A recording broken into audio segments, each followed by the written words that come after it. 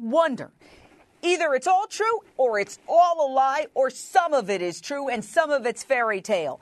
What say you, Jordan Rose, attorney right there in Phoenix, Arizona?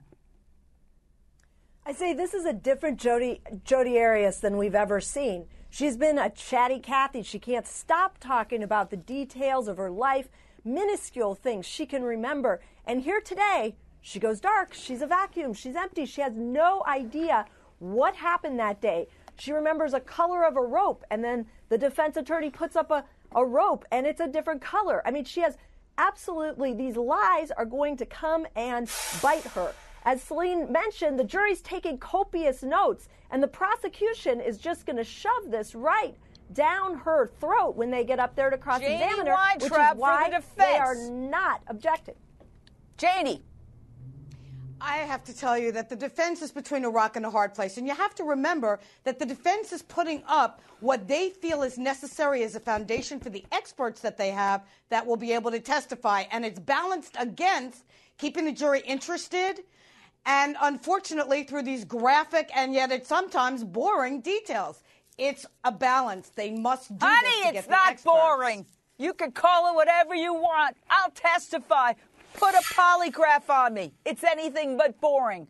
We're hearing about some of the raunchiest sex. I mean, a friend of mine came back from a trip, turned on my show and said, "Where's the porno music?" Okay, this is graphic stuff. It ain't boring. I'll disagree with you on that one. Gloria Allred. Here's the thing. I think people get invested in stories, just like they get invested in relationships.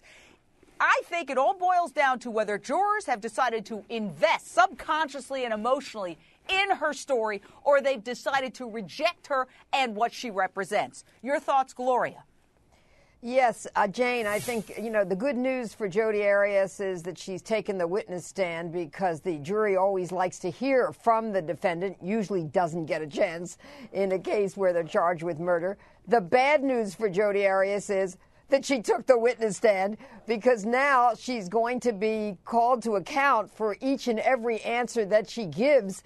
And if the jury thinks that she's lying about some or even lying about not being able to recollect what happened on that fateful and tragic day, they're really going to be angry at her, and especially because they had to be put through so much of the sex, and as much as some of them might like to hear about it, the fact that the decedent is the one that engaged in it could really make them very angry at her.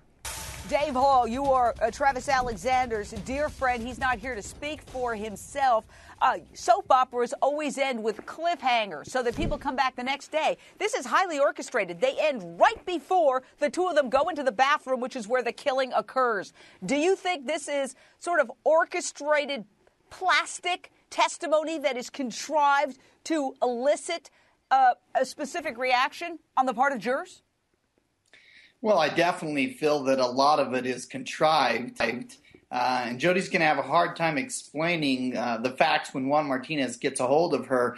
I mean, her testimony today about the knife, first of all, the rope never did appear that she talks about being tied up with. But then when asked where did Travis put the knife, she said either on the nightstand or down in the bathroom. Well, the bathroom is about 30 feet away from where the bed is.